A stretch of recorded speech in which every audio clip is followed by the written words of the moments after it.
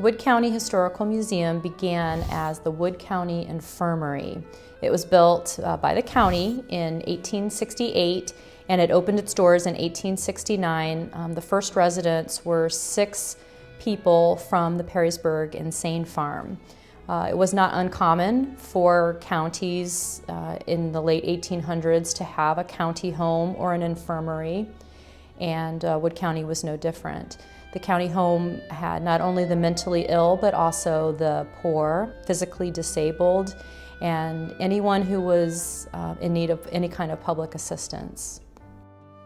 When people came to the infirmary, they would check in with any possessions that they did have. And because it was a working poor farm, the residents were expected to work as much as they could. So any able-bodied resident was expected to care for the grounds. It was self-sufficient as far as a farm, so there were livestock and chickens, hogs. And then inside, they also had to cook and clean and take care of the other residents. So all able-bodied residents, no matter at what level, were expected to contribute in some way to keep the home functioning as a self-sufficient farm. When the infirmary was in operation, there were about 200 acres of farmland that the main building, the infirmary building, sat upon. Those 200 acres of farmland had several different outbuildings that were built over the course of its tenure. The infirmary was in operation from 1869 to 1971. So the landscape changed periodically as the needs changed in the county home. There were functional buildings like a powerhouse that had a coal power system for heat. There was also an ice house that was built and 2 man-made ponds that were dug.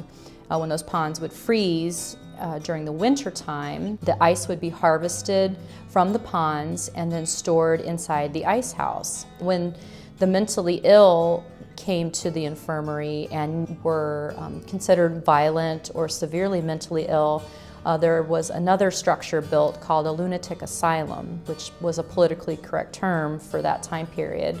They were put into small rooms where they could be monitored by a staff person. They could be kept safe not only from the public, but also keeping those around them safe as well. The infirmary was in operation until 1971, at which time the last of the residents, primarily the elderly, were moved into the new Wood County Nursing Home, which was on the north end of the property, which is now on the north side of Route 6.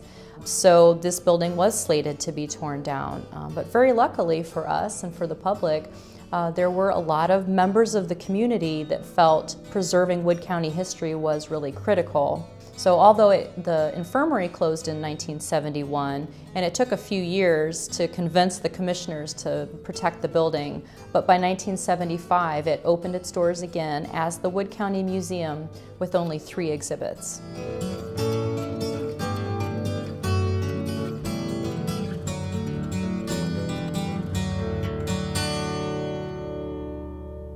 The purpose of the museum is to house over 30 exhibits inside the building and a few outside on the grounds as well. Some of the exhibits are going to give visitors a glimpse into what life was like for the residents that lived here at the infirmary and what it was like for the staff to maintain such a structure. We have a lot of exhibits that do have original pieces, an original bed, a wheelchair, a walker, items that really give you that sense of what it was like to live as a resident at the infirmary.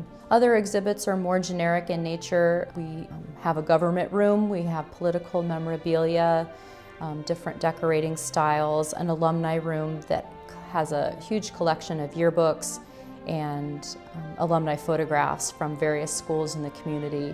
The generic exhibits, I think, also give just a nice sense of what Wood County was like in comparison to the days of the infirmary. The Wood County Museum is certainly an important part of the community. Our mission is to collect, interpret, and preserve Wood County's history. I think it's so important for people today to understand the history that came before them. The museum has been in operation since 1975 and continues to grow. Every year we get new exhibits or more exhibits, different programs or events, work with different community members to protect that history and to collect it so that future generations can come through and they can see things that are familiar to them. They can share stories with their children and continue to learn about what's wonderful about Wood County.